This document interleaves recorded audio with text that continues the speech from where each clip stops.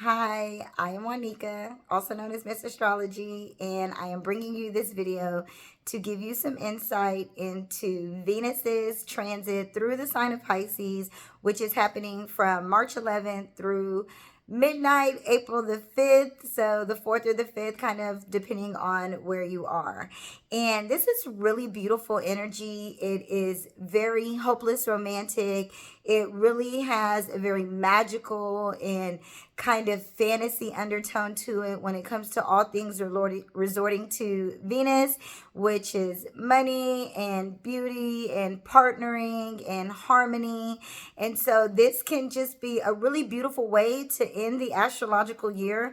However, we know that each sign carries with it a high and a low vibration. So there are definitely going to be some things to watch out for. So I want to give you some insight into those things. But before I dive into that, I do want to invite you to check out my course, Astrology and Relationships. And this is actually a perfect time. I mean, Venus represents relationships, right? And Pisces is like the end of a cycle. And so it's like, let's stop being confused, Pisces, when it comes to relationships. Let's really get to understand compatibility when it comes to astrology and what the planets say about who we are naturally compatible with. So this is a 2-hour lecture style course. You get lifetime access to the video, so you can take as long as you want and review it as much as you want. I give you all of the PDF slides that I present in the video, as well as a worksheet.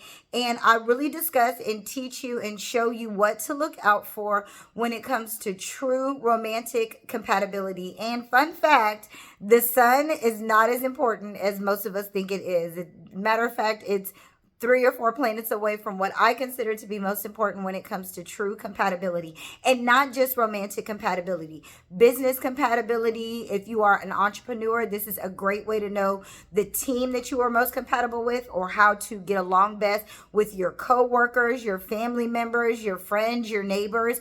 This is just overall relational compatibility. I teach you what to look for, what to avoid, and what I think is most important, how to work with the relationships you already have. So it's really, really good stuff. And this is the perfect time. Cosmicallylit.com. It's going to be somewhere around this video. Check out my website, check out the course, and get the newsletter at least. So cosmicallylit.com.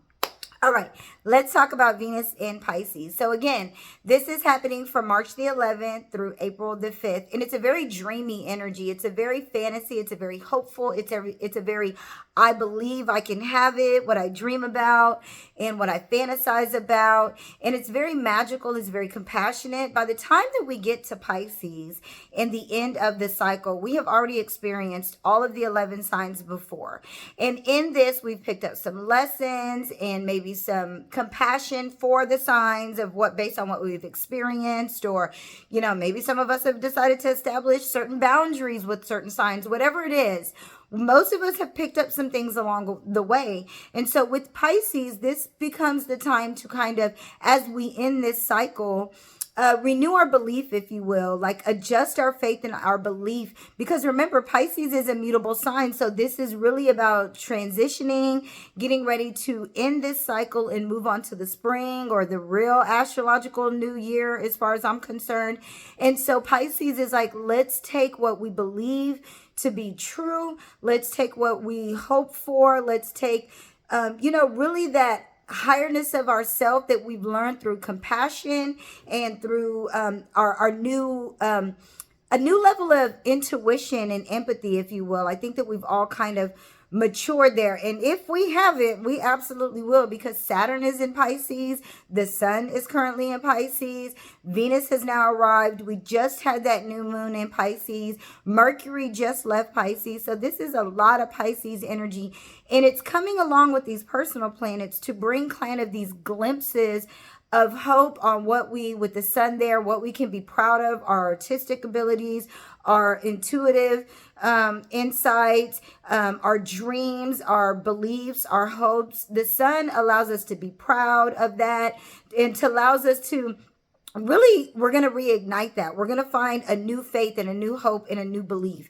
And with the moon there, emotionally, we're starting to connect with that. A lot of us are likely really starting to lean into our healing, really starting to lean into spirituality, and not just religion, but really just kind of that afterlife. Remember, Pisces is ending. So for me, Pisces represents a lot more of death than what people think Scorpio believes. Scorpio is transformation. We all go through transformations in our life, but in Scorpio is the 8th sign, so it's really still offers more after you transform, like a higher part of yourself. But Pisces is like, okay, this is the end of that. And so this is even a lot more about tapping into that spirituality, that ending of cycles, and really getting more comfortable and confident in that. And with Venus being here, we can very much find ourselves having a lot more hope and a lot more belief and a lot more faith pertaining to things such as money, maybe how we're making money, the money that we're leaving behind, creating money in a way that we've always dreamed about or fantasizing about, or literally can't believe that we could make money in this way with our artistic or creative abilities, because Pisces is a very artistic sign.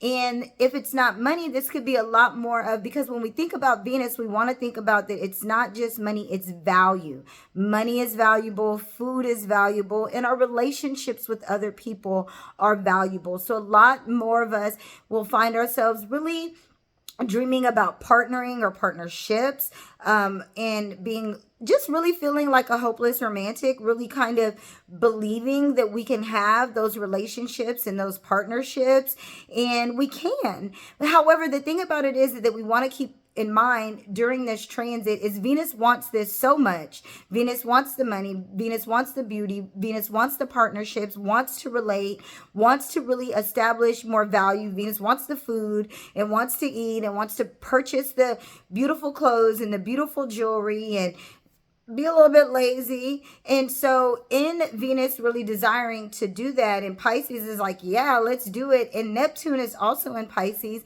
we can find ourselves being confused or being tricked, if you will, but delusioned is more like it. It's not a trickery of the mind, it's rose-colored lenses. It's seeing only the best in people, or thinking that people will heal or outgrow this, or that we can help people heal, or that we can pray for a certain thing. This is, really needing to be practical when it comes to money, relationships, and all of those things, because again, Saturn is here. And so Saturn is, with Venus involved, we do have the opportunity to have more access to money, to have a relationship, to partner, to see a new level of beauty, to restore beauty, to see beauty in ourselves, to restore self-value, to connect spiritually and intuitively, and in that realm. Like, this is very much prone to happen during this time. We just want to make sure that we are, yes, following our heart, but also taking our brain with us. One other thing I do want to say about Venus transiting Pisces is Venus is also a planet that has the tendency to create enemies. And Pisces is a very hidden, isolated place, and Pisces energy can be hidden enemies. So we really want to be mindful that we're not being delusional and braggadocious in a way that may cause envy, it may cause jealousy, and may create enemies. Again, Pisces is a private sign, so whatever this is that you may be believing for, whether it be money, investment opportunities, again, partnerships, maybe you're working on your credit, or buying a home, or purchasing something to beautify your home, or upgrade your home, or get, more value out of selling something. It may be best to keep these things private during this time, just so that you don't create any enemies or anybody that will secretly work against you and try to sabotage. One thing that Pisces is not always aware of is how it can shoot itself in the foot, per se, and Pisces does rule the feet, and a lot of times it's just not aware of what kind of emotions it evokes in other people that can create enemies and can create kind of a self-undoing, but by just not being realistic and just not taking people for who they really are and how they really are. So I hope this helps you understand Venus and Pisces. And until next time, peace.